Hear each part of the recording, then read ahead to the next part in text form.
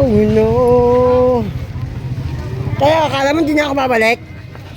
Salamat. Salamat po.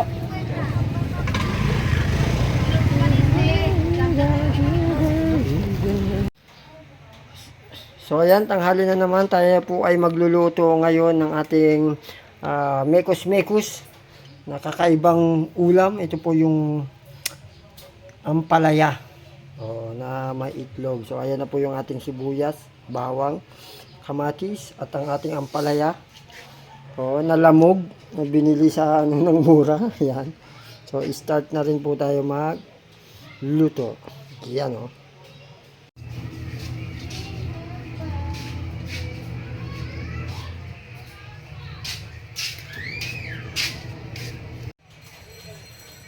Yun, magandang tanghali po. So ngayong tanghali, tayo naman po ay magpapaksiw ng isda, Gigi, yung galunggong. So mag-prepare na po tayo ng ating yasibu. Yun. O sibuyas, o onion sa English.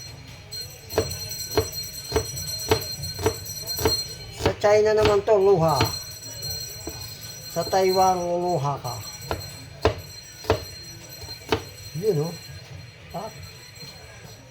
Siyempre kailangan natin dyan yung ating luya. Yun po sa paghiwa, no? Professional lang po yung gumagawa nito dun sa mga bata. Wag po natin gagayahin. Tumawag po tayo ng mas nakatatanda para sa paghihiwa kasi delikado. Pwede kayong mahiwa, masugatan. Yun.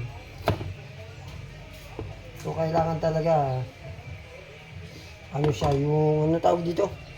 Safe. So kailangan matanda talaga yung maghihiwa. Matanda. Yan. Ulit, matanda. Hindi yung ating wangba. Do. Wangba.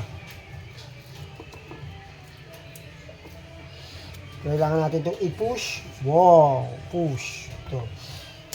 Tulad dito. Yan. Hindi na kaganyan, dapat nakaganto. So, ayun na po yung ating paksiw na isda. Gigi.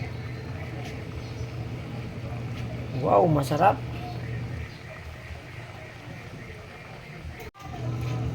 So, ayan na po yung ating niluto na paksiw na galunggong. Yan, kumukulo-kulo na po siya. So, okay na po siya. Ready to serve. So, yan, imimekos-mekos na natin sa hapagkainan yan. Yan. Kainan na po. Kain po tayo.